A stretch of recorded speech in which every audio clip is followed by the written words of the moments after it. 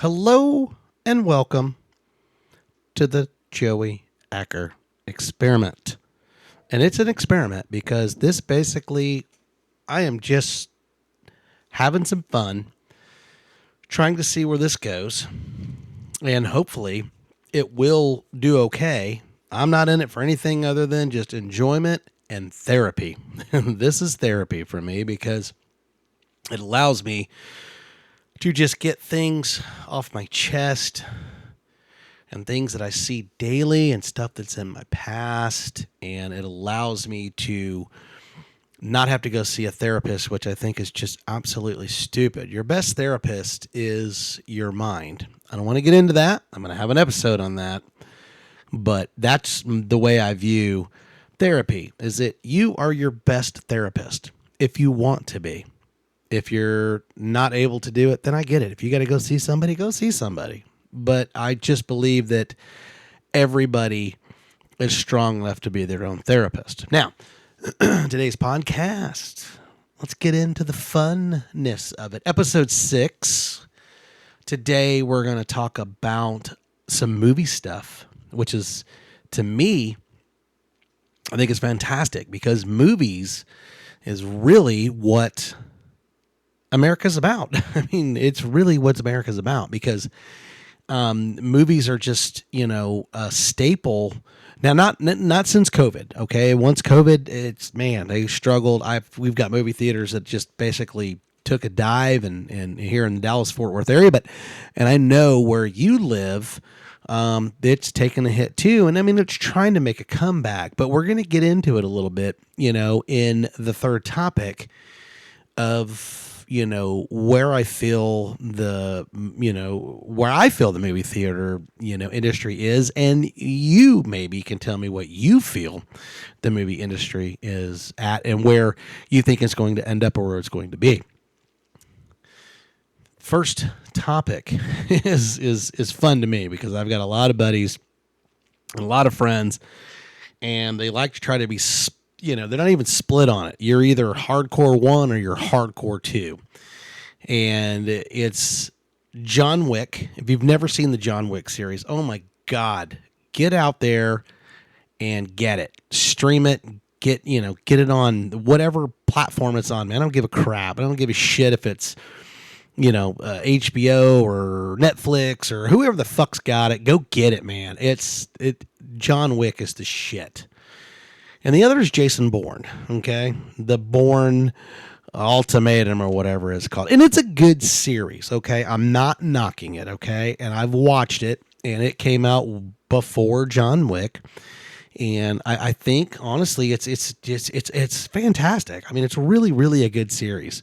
It was a little hard to grasp at the time, just because who Jason Bourne was, and who the actor is. I'm not promoting names on this. He's just kind of played a lot of, in John Wick too, some goofy ball type roles. But how the character came out is where I just kind of had to separate the two.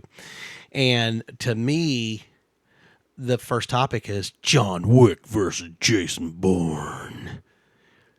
No contest. No contest. Jason Bourne, don't get me wrong, for what the movie was and who he was and the type of agent he was and things like that, he was a badass. But John Wick, that dude's a whole other animal. If you've watched, and if you haven't watched, then what you need to do is you need to go watch the Jason Bourne movies and then go see the John Wick movies. And you basically come back and be honest with yourself and tell me who's whipping whose ass. I'm going to be honest with you. John Wick is just a fucking badass. That dude is a fucking bad son of a bitch. And Jason Bourne's a bad son of a bitch too, but I'm just telling you, the difference between Jason Bourne's more about like it's done by the book. Like there's a book way that you go in, you handle your fight scenes, you close out your fight scenes, you kill the guy a certain way, you do whatever. John Wick is, I don't give a fuck, dude. He'll kill you with a stapler if that's what he's got to do, And I love the part about the movie where in one of the movies, that they're explaining who John Wick is. And I don't want to ruin the movie if you've never seen it, but it's the son of the boss he just thinks he's some fucking badass, and he's running his mouth, and he shows up because he was supposed to do a job, and in reality he completely fucked up, and his dad got wind of what he did, and I don't want to say what he did. But basically, long story short, he's having a few drinks, he's doing his stuff, and son comes in and gives him a drink, punches him right in the gut. And he says, "I'm not mad at what you did. I'm mad at who you did it to." And he basically is like, what? That nobody? He goes, "Dude, that nobody's fucking John Wick. You don't know who John Wick is. John Wick is the man to kill Baba Yaga." And if you don't know what that is, in the movie, he says, the son basically says, "Oh, wise tales of boogeyman." He goes, "No, John Wick is not the boogeyman. John Wick is who you send to kill the boogeyman." And that's the kind of badass he is. Talks about how, I watched him one time kill 3 men in a bar with a fucking pencil. Who fucking does that? Kills him with a pencil. And that's who John Wick is. Now, Jason Bourne is guns, fight it out, do whatever. But John Wick is he's just a whole nother animal. I mean, whatever it takes. And it's not one guy. It goes from one guy to the next guy to the next guy. And he's just constantly being barraged, and it's not like, oh, we got hurt and he's okay. I mean, he's literally limping and he's moving, and he's not faking his moves in the movie. It's like it was scripted so perfectly that he's still hurting, but he's fighting for his life, and he's still fucking people up. And Jason Bourne is like, he's got like some bruises on his face, and he's got some blood on his face and stuff like that, but it's like he self-heals through the movie. Whereas John Wick's never healed. He's still beat to shit, but he's still beating the shit out of you. And I'm just telling you right now, if you've never seen the John Wick series, and the Jason Bourne series is fantastic, but there's no contest. John Wick is beating the shit out of Jason Bourne, and it's no contest, and it ain't going to last very long. So, with that being said, on to my topic number 2, that is, it's kind of, and I mean, I could almost do a multi-segment series on this, and I may, iconic movies from my childhood. And I know I'm 54, I'm a Gen X dude, and you're like going, "Oh, dude, I don't want to hear about your old, like Westerns in black and white." I'm not that fucking old, all right? So what I am saying is iconic movies, and I mentioned it to my buddy today, Shane at the shop, and he just like, "Dude, where do you start?" I mean, in all honesty, because he knows there's so many great movies that we grew up with when we were kids that are fantastic, and if you haven't seen them, well, shame on you. Honestly, shame on you. And if you haven't, just because of your age and your era, sometimes it's not your fault, but let's help you out. Let's throw some of these movies out there and kind of just brief you over them without ruining the movies and why they're so fantastic and why you really should honestly get out there and go stream them, go watch them, because they're just amazing. And there's so many of them. And I think I will. I think that I will do this in a multi-segment. Like, I'm going to do some music multi-segment podcast that I would love people to be part of. And give me your thoughts.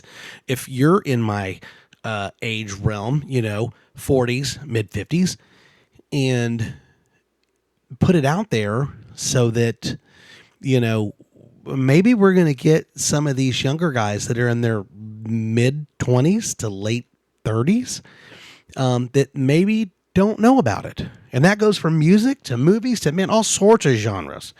And I just think it would be fantastic, because if you haven't seen this, that maybe I could find something that you have not ever seen that is so amazing that you could come back and share it with me and maybe give me a comment and say, "Dude, holy shit, I went and watched that movie. I'd never seen it. I'm not trying to, but wow." I mean, are you kidding me? Wow. Because the thing is today's movies with all the CGI and all the fake shit that they can do, it's just right at your fingertips. It's so easy to just make whatever you want it to be. Whereas, back in the old days, they had they had to build it. They had to make models, and they had to make backdrops, and they had to make all these different things to make these movies realistic to where you would truly believe that shit was real. And it was easier said than done. And even to this day, it still holds water. It still holds it, man. It's so amazing. And it just pulls you in. And the first movie scared the living shit out of me as a child. And my mother got so pissed at my dad because he took me to see it. And this was at the drive-in theaters, okay? So if you're not aware of what it is, and if you are aware of what that is in the day when you used to have to go park up on the little hill so you pointed upwards, and then you had to roll down your window, and you had to put the speaker on your window and all that stuff so that you could hear it, that shows who the fuck you are, okay?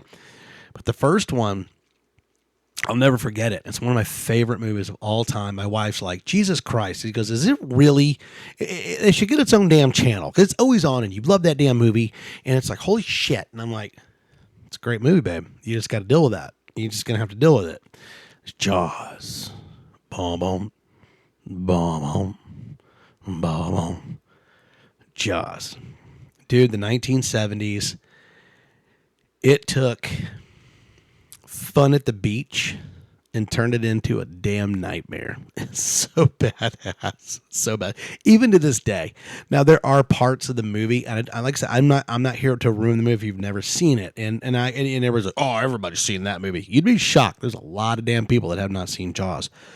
But Jaws is just one of those iconic movies that it just stands the test of time. It's just amazing. Now, there are parts where the shark looks a little unreal, but just the way with the music, the cast, how they held themselves, how they presented, the screening and how it actually was just thrown out at you.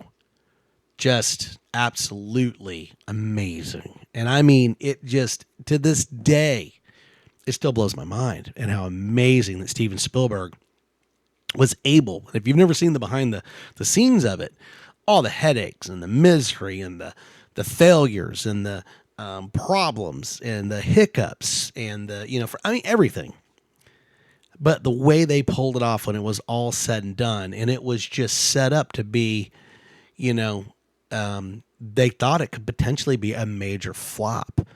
And no, it was absolutely a mega hit.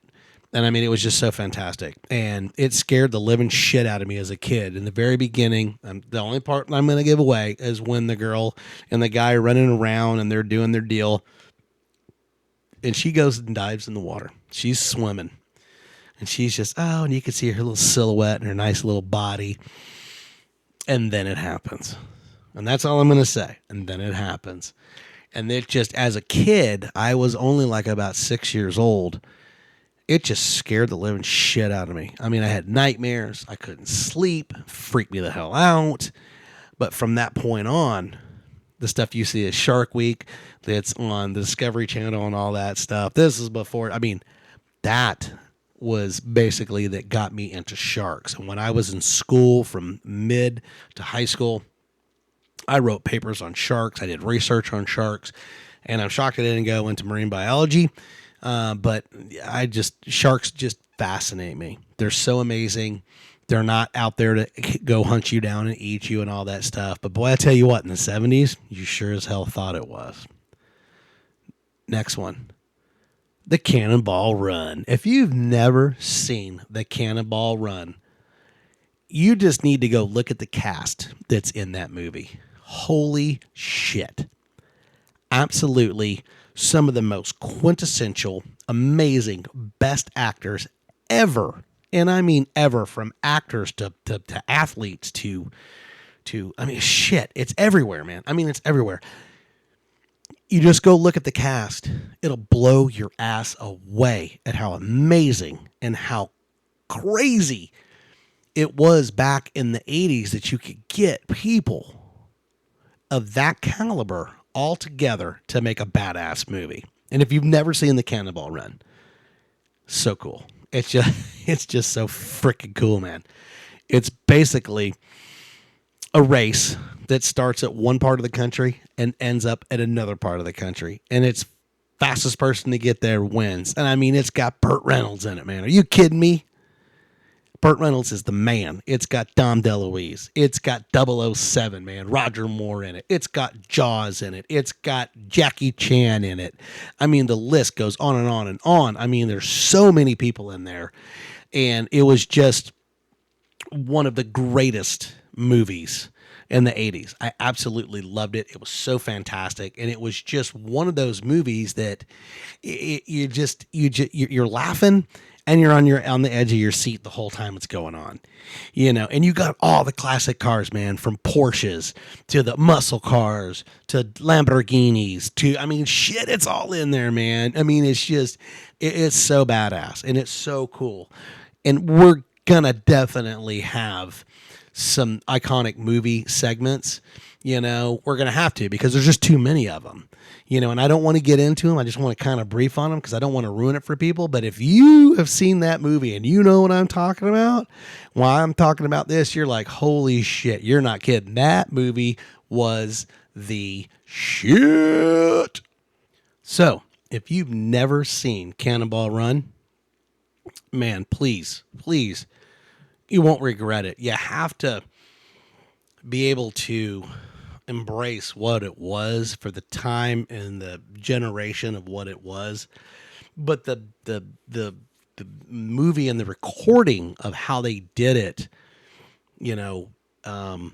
if they fucked the car up, they had to get another car. It wasn't like, okay, this part right here, man, let's do CGI and the car's gonna blow up, and then we'll get back to the real world.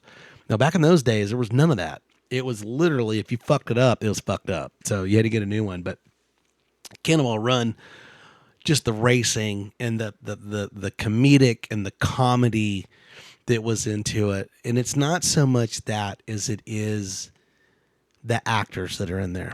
Now, the sad part about that is most everybody that's in that movie has passed away.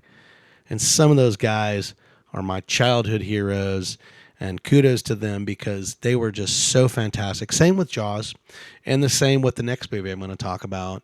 It's just so sad because these guys paved the way for so many people. They were giants for what they did.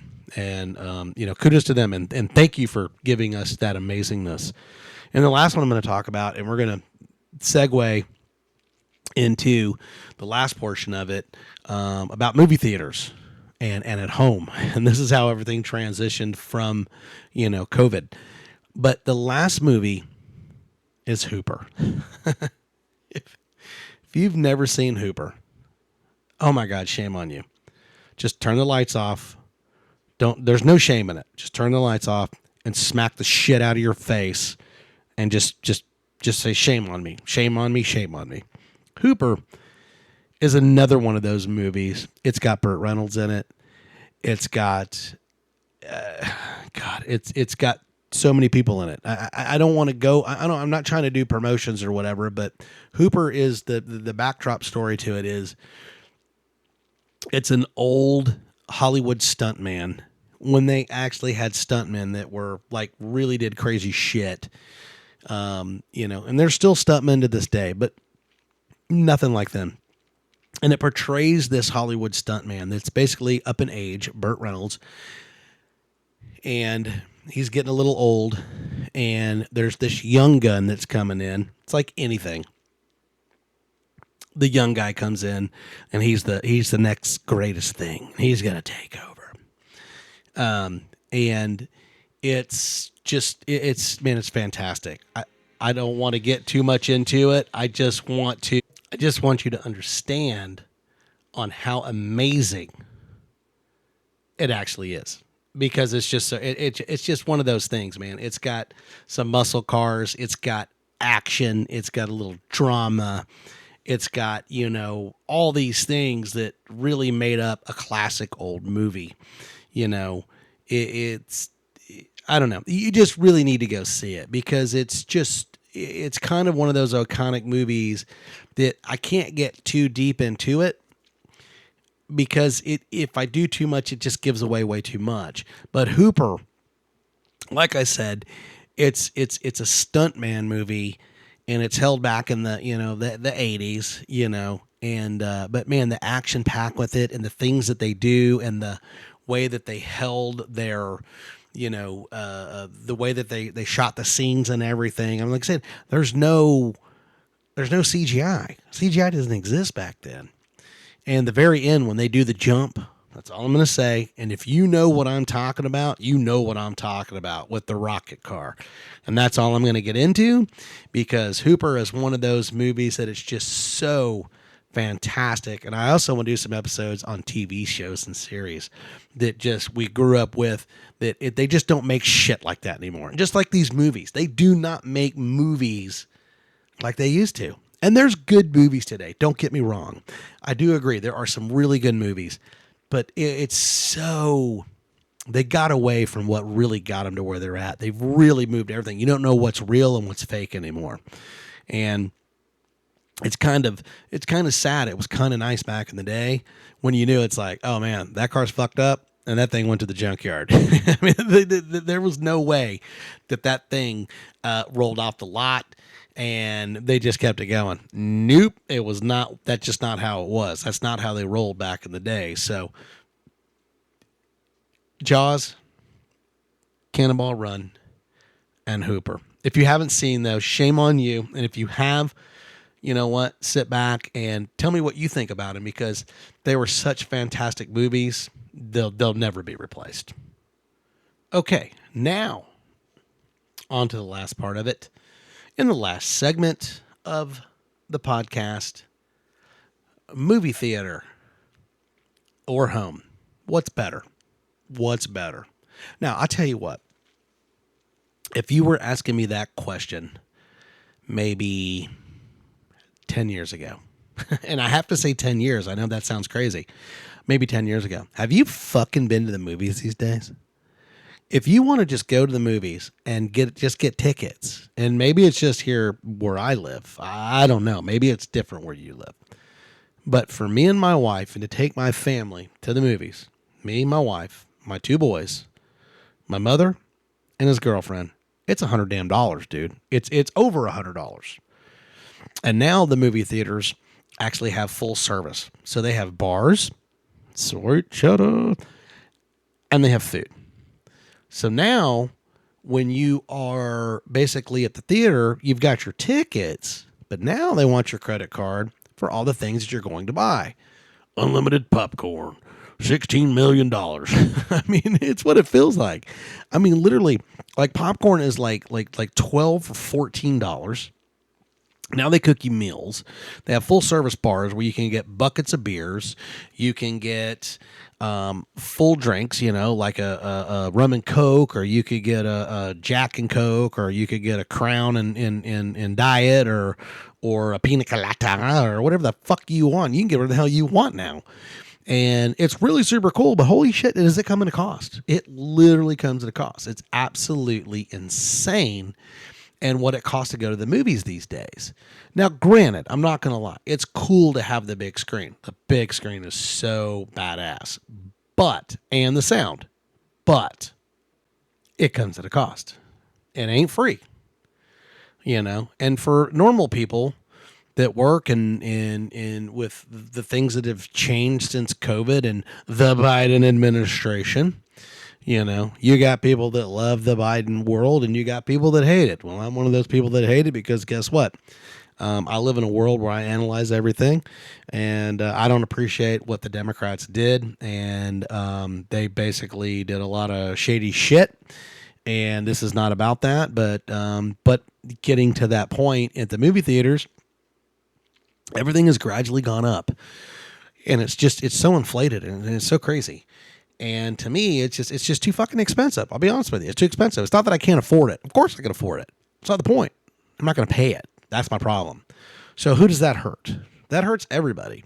So you got all these actors and all these people, which are already so exuberantly over fucking paid, from all of it, from every aspect, just like from athletes and shit too. We'll talk about that in another podcast.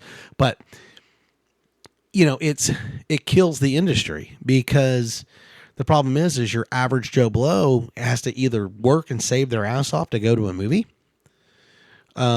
And after that, they're done for a while. They can't really, it's not something they can, oh, we're going to go to the movies, once a week or once a month or something like that. Because, people that are, living paycheck to paycheck, that's an ass whooping.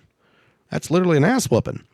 So, they might get the luxury of going to a movie twice a year. You know what I'm saying? And that's not fair. So people that were used to going to movies, off and on, 2, 3, 4 times a month, because tickets, you could get a ticket for $8 or $10. Now, fuck, they're $20, and it's ridiculous, for your average people. So that brings me back to the movie theater home. Be honest with me.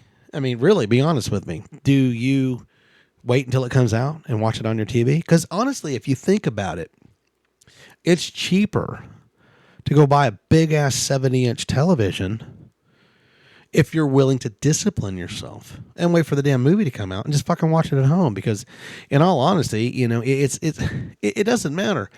You have the bathroom right by you. You have everything that's close to you. You can make your own food. You can pause it. You're not missing anything when you go to the bathroom, or if you want to go and fix yourself your own popcorn or a snack or anything like that. It makes it super, super easy. So in all honesty, if you're asking me, okay, let's say 7 years ago, I'd like the theater better because I thought it was cool and it was actually not too crazy in price. Today, I would rather honestly watch a movie at my house than go to the movie theater. Me and my wife have only been to the movies, once, maybe twice in the last couple of years.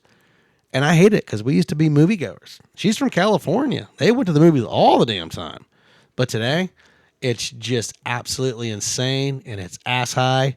We just won't pay it. So you tell me, which would you rather do, home or the movie theater? Oh, shit. What the fuck, dudes? Canada. Well, let's just get into it. Canada and their Pride Parade. And I don't care that you're gay. I really don't. I do not care that you're gay. But in the downtown streets of some of their cities, and nude, literally just roaming the streets, music, floats, dongs, vag, boobs, gay. It's just wrong. I mean, it's absolutely wrong. I mean, it's just fucked up. I mean, are you kidding me? The two have absolutely nothing to do with each other. Nothing. Not a fucking thing they have to do with each other. So yet you've got these I mean, I saw the video. You go find it yourself if that's what you want to do. But I'm just telling you, naked gay men and women, it's just sickening. They basically blurred out all the footage and stuff like that. There's kids that are out there with their, I guess, gay parents and all that. That's fucked up, man. I don't care who you are. It's just a little bit wrong. It's just a little bit wrong. I'm just going to be honest with you. And watching it on television, I just have a real hard time with it because, if you want to have a gay parade or gay pride or anything, that's great. But don't expose kids and other things and stuff like that because it's just fucked up. It's really, really wrong. And it's so sad that that's where we're at as a society. And with that being said, that's your fucked up news of the day. And have a great day.